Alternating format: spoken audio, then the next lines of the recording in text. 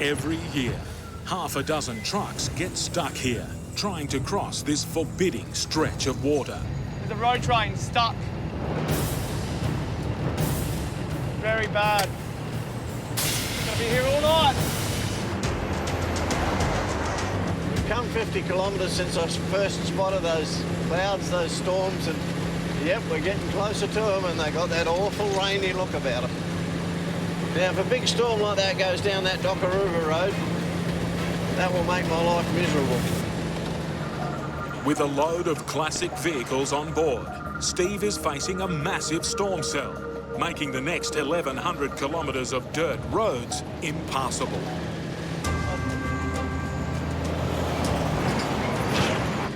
Now for the moment of truth. That says open. Chokaruru Road, Yalara to WA border, open. Well, I'm completely in the hands of the authorities that are in charge of the road, and they're telling me it's open. But I'm unhappy to see that bloody thunderstorm in front of me. That frightens the crap out of me.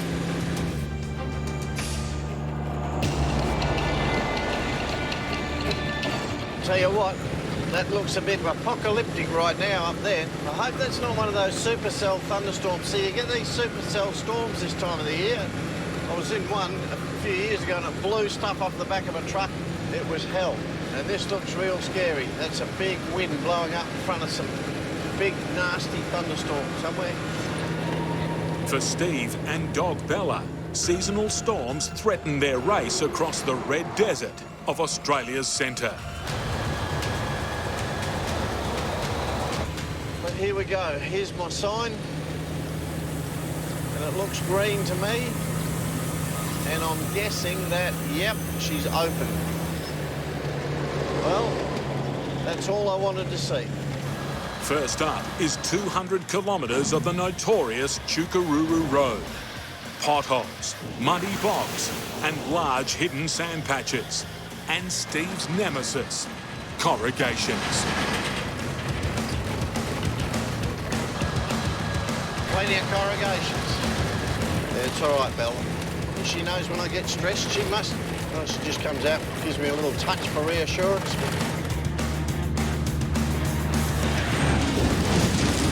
You've got to stay totally focused when you're on this stuff. It'd be easy to zone out, but you can't afford to. I'll be shook up by the end of it.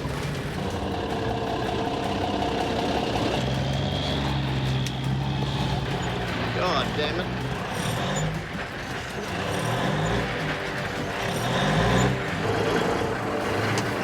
Trying.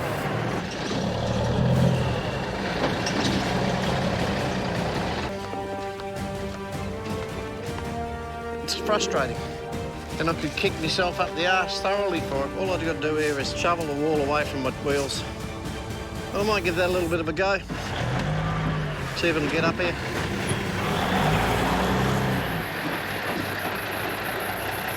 This is worse than what it was a moment ago. Steve decides to lighten the load, breaking up his 53-metre-long road train, one trailer at a time. I should be able to get myself out of here. Pull the first one out in the street in the bitumen and drop it, come back and get this one.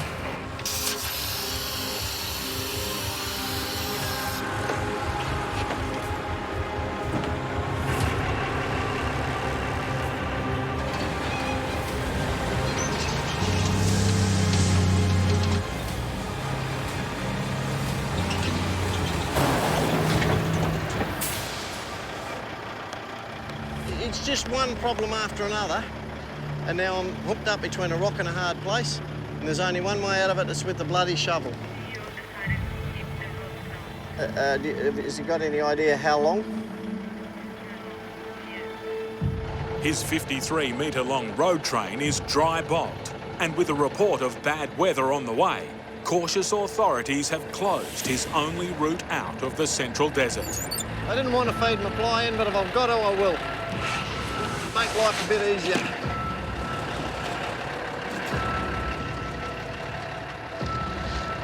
Bit of a luck, I might get a run up on it, get down onto that good ground. And if I get buggered up again, I guess I'll go back and pick up on my fly and do it all again.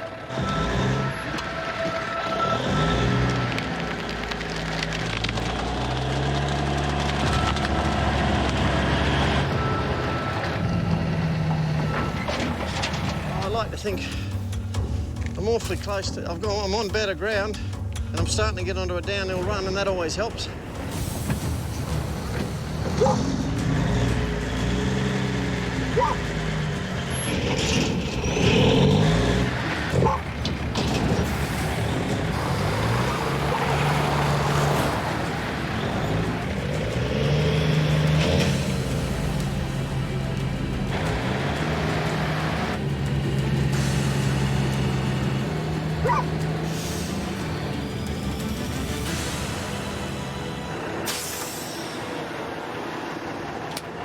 That's half the road train out. The stupid part about it is I've got to go back in and get the other half. But the other half, I promise you, is going to be a lot easier than this one. They're big wheels for a starter. I've got this little window of dry weather that, thank goodness, I'm moving, because I need to get this country covered whilst this window of dry weather's here, or I'm bugging. God, there must have been some big rain here. Big rain. I don't like it holding me up, but I do like seeing it laying around out there. About 570 kilometres to go of dirt. Clear skies now. I just hope that that stuff I saw rolling over before doesn't hang around and come back and get me. Steve's now on a race to the end. It's the Outback legend versus the weather. Well, it looks like we're all coming together in a hurry. That the cloud's coming towards me and I'm going towards it. It's amazing how quick it can come up. It's going to be a close run thing. Fingers crossed, touch wood, I can pull it off and I'll get out off this road before that starts to rain. Rain on this road means road closure. That's it.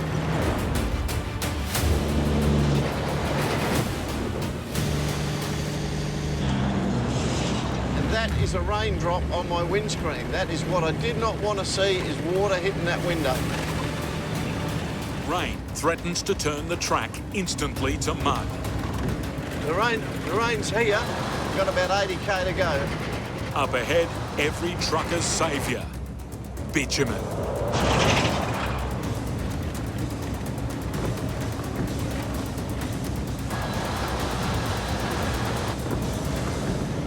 Honestly, I've only just pulled this off by the skin of my teeth. Steve's beaten the desert storm.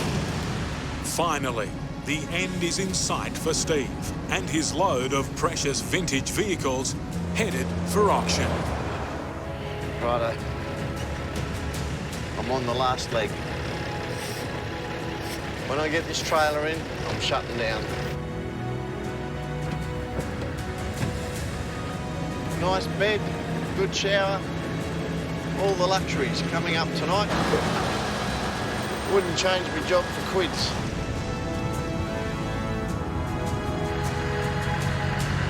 Well, I'm home.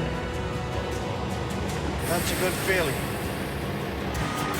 Jeff's 94-ton, 53.5-metre triple road train is now complete. Yeah, we've loaded up. It's a bit of a tricky day today, but we did a good job, got it all on and it looks pretty safe. Before leaving town, there's one important pickup for Jeff's remote customers. Smells good. The last pickup done, most important one of the day. Bit of fried chicken, people out in the bush. So we'll go down to Catherine, top up with fuel there, and I'll just go another couple of hours after that tonight. Tomorrow, Jeff will hit the notorious Central Arnhem Road, almost 700 kilometres of some of the roughest tracks in the country. 5:30 a.m. and Jeff prepares his truck and trailers. They need to survive the next 4 days. Just letting the tyres down on the hoagie dolly here before we hit the dirt. Soft tyres cushion the roughness of the road. It's about 400 k's we'll do today, but that will probably take about 12 hours. The hazards on this trip are obviously corrugations, because it's just constant hammering of your equipment, which transfers up into the load.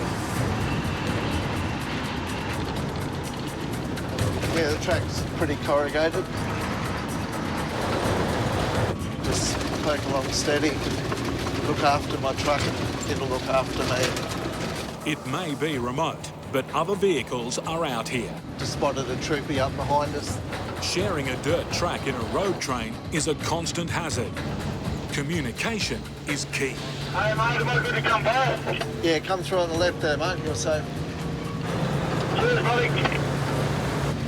Yeah, I'm going to pull over a little bit so this bloke can go through on the left-hand side. Have a good trip. Yeah, you too, mate. Another happy customer. When I'm driving a car, I don't like passing triples. But, I think it's pretty daunting for most people because they just don't realise how long these things are, 53.5 metres. And it takes a fair while to get past them at times. Just stop up the end, do a tyre check.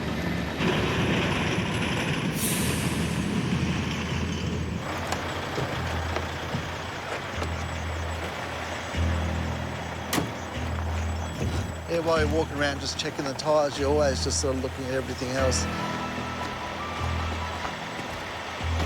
Bloody annoying. Bolts have come loose. Yeah, I've actually lost one from over there. In this region, the bull bar is an essential part of the truck. Yeah, there are a few buffalo around. Wild water buffalo can weigh in at over a tonne. Hit one, and it could do serious damage to his truck. Yeah, I wouldn't like one of them to hit me. Like, they're solid. And they've got big horns on them, eh? That do a lot of damage. Let's try to stick one into your tyre or your fuel tanks or anything. If the bull bar shakes loose, he could be in big trouble. Yeah, there are a few buffalo around here at times, and you got to keep on your toes. Yeah, I wouldn't like one of them to hit me. Like, they're solid. And they've got big horns on them, eh? That do a lot of damage. Let's try to stick one into your tyre or your fuel tanks or anything. We're not far off halfway. We've been travelling for about 4.5 hours today, and we've done about 150k, so yeah, we're looking pretty good. Jeff's first drop-off of steel tubing is to the Aboriginal community of Marpuru, which has just 65 inhabitants. It's so inaccessible, Jeff's truck can't get to them. Instead, they must come to him, roadside, accompanied by the local school teacher. John Greatrix, he spent 25 years out working in that community, talks their dialect just beautifully. It's good to see. If we can't get there before sundown, it just makes it a little bit more difficult to unload the stuff in the dark. And it also means that they've got a 3-hour trip back to their community at night time, which there's a lot of buffalo out in that country. So, yeah, it would be nice if we could get there on time. As the sun sets, the shadows start to play tricks on Jeff. Is that a car there? No, it's not.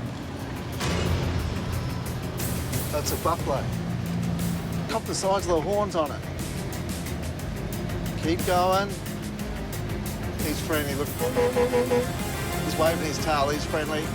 See you, mate. Don't you love the bush?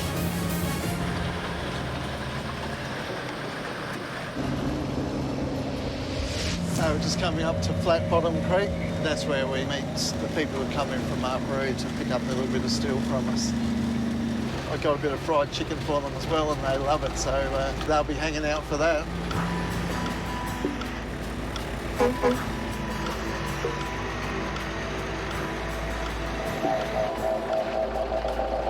Hey, John. How are you, mate? Jeff is met by one of the community school teachers, John Greatrix. The most important delivery, bit of fried chicken for you, mate. Thank you. So what is it that you're expecting? Maybe 3 full pallets.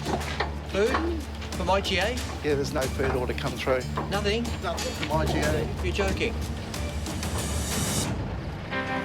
Unfortunately, John was expecting 3 pallets of foodstuffs that we just didn't have on board. We didn't have any paperwork for it. There definitely wasn't at the depot when I left, and I wasn't aware that he was looking for that stuff. I thought he was just after the steel. It's really disappointing for me because they're obviously friends of mine, and just don't like letting customers, let alone friends, down. The first drop-off of the day is to the 50,000-acre Garathea cattle station. Deputy's Ty come down to open up the gate for me. What a gentleman.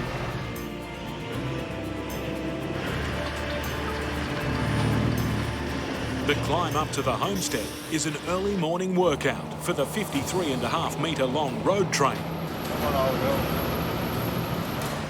Another little oasis here. Rightio. Yeah, I've just got these gates for you, mate.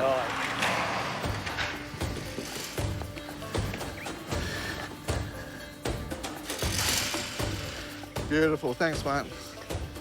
Yeah, there's only a little bit of freight for the station here today.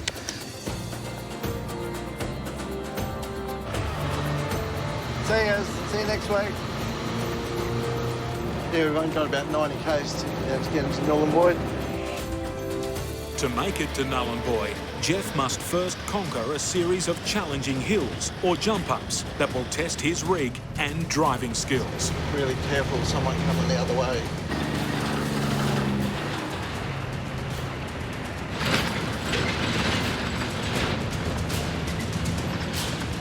Nice. Good driving, Jeffrey. So we're just coming up to the last of the jump-ups. I like to try and get a bit of a run-up. We just can't do it with these corrugations around. So, the road looks pretty good here, so we should be able to get up it all right.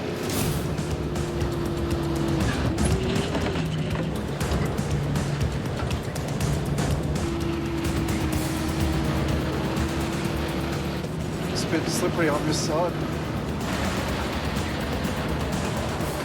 It's beautiful, this engine again, look at it hanging on there.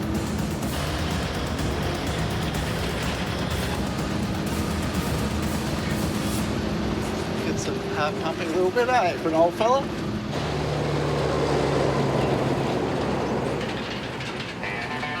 It's midday and 40 degrees when Jeff arrives at the depot at Nhulunbuy. Right, let's get these containers off.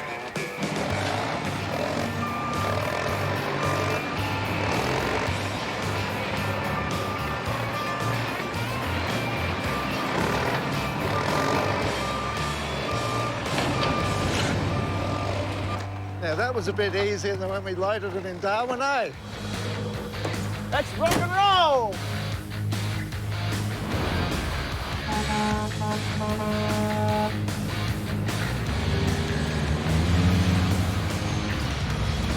Guinea bound. We thought we weren't going, but we ended up fitting everything on. Got it all jammed on there, and now we can, make tracks. Hopefully, if the dirt's in all right condition, and maybe make up a few hours of time anyway. We'll see how we go. Kakadu National Park. Yeah, this is South Alligator River. Looks like it's high tide too. That water's pushing in. Kales is about an hour away, so hopefully the Kales crossing, the East Alligator's not up. Otherwise, we'll be waiting for the tide to go out. Yeah, Kales crossing, that's our first crossing we'll come to. There's a lot of crocodiles there that hang around there. Usually when the tide's pushing up over the concrete crossing, all the crocs will be on the upstream side, they'll be hanging there, and they'll be waiting for fish to come over the cross and get some dinner. Depending on the tides, it can get up to 800-900 mil deep, so I'd rather wait till it's only shallow and we just slowly crawl through, see how high it is when we get there.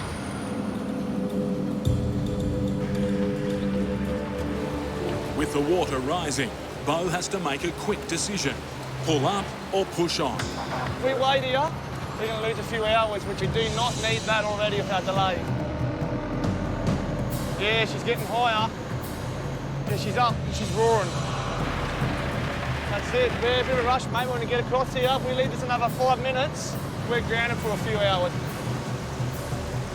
We must go now, or we're not going to make it at all.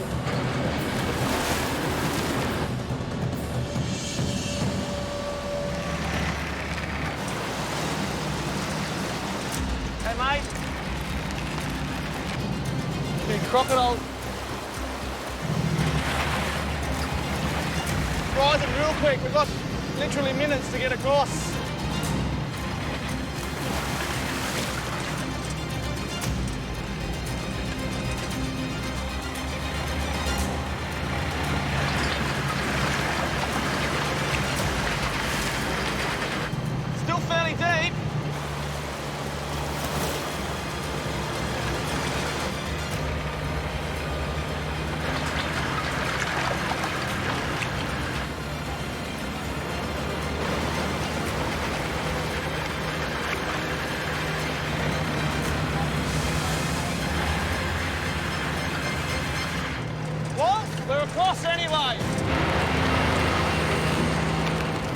There's no let-up as the rough road gets its teeth into Bo's cargo. This first 30k is usually the roughest, so we just got to battle it out, hope to God nothing falls off.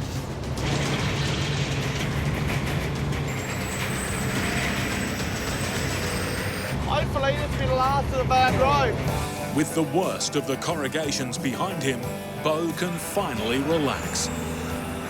Here I am now, this is my second home. Out here in the dirt, enjoying life. Yeah, I reckon we'll pull up pretty soon.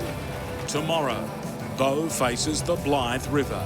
All right, time to go have a bath. Clean up, bit grotty from today. I leave me water in the little toolbox on the back of the truck here because of the heat of the truck and the sun, it heats up so I get warm water. Hey, look, small barramundi. Gone. That tells you something. Where there's barramundi, there's crocodiles, so I've got to be very careful here. Tomorrow, get up early and do it all over again. A day behind schedule, Bo's about to take on one of the most treacherous stretches of the notorious Maningrida-Ramangini Road. 62 tyres to drag through the sand. Bit of weight on board, but we're doing it.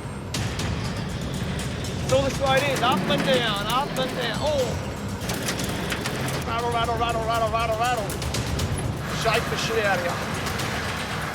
Oh, the road is definitely got worse here.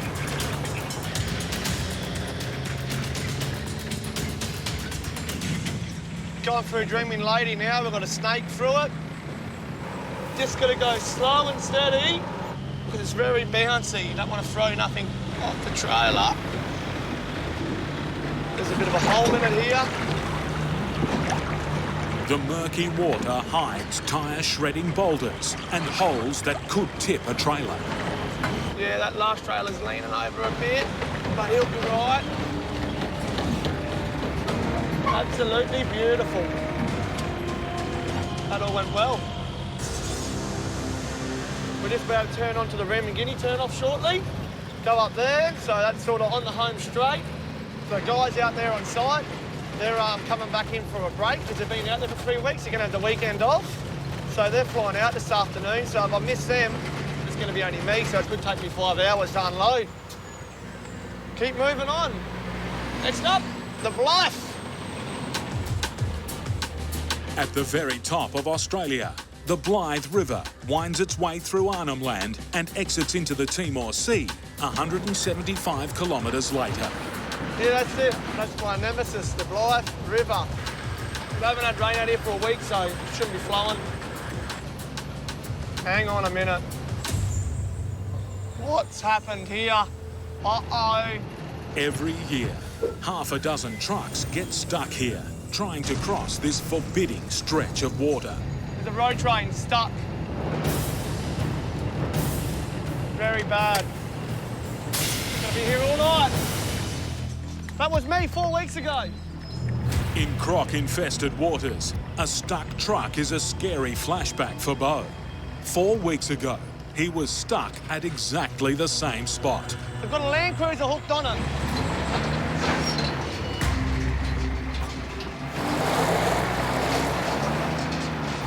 That jump up's going to be churned now. We've got no chance of pulling 3 trailers up there.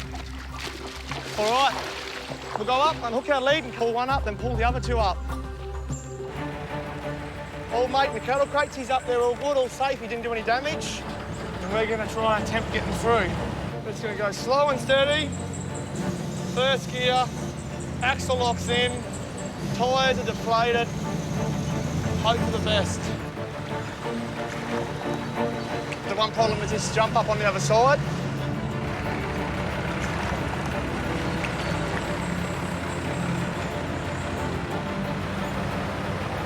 There's also sharp rocks in this crossing.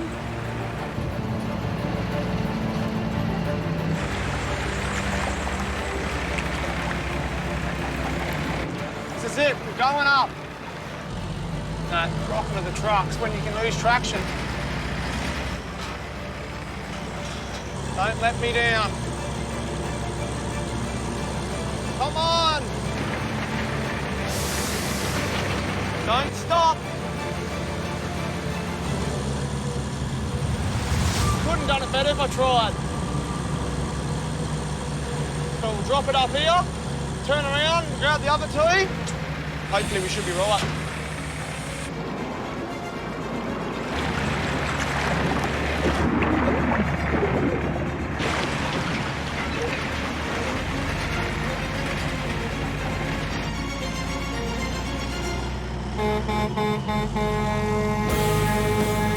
Happy days!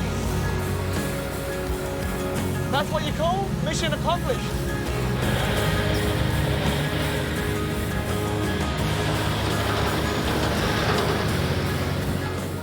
Bo's reached his destination, the remote Aboriginal settlement of Ramangini. Job site over there. Yeah, there's some people out there by the look of it. They mustn't have flown out yet. Big site. Bo's load will help build 34 brand new homes. Destination. Finally made it. You mob hung around for me. Took your time. Took my bloody time, all right. Why not? You on hourly rate or what? When are you flying out? Now. Plane's here now. I'm holding you up. I know the boys will help me. Looks like I'll get out early. I've got 2 hours of daylight. Hopefully in that time I'll get all this unloaded. First light in the morning, out of here. And thankfully it all got here in one piece. All these pallets, they all carted well, all in all. Trip went well.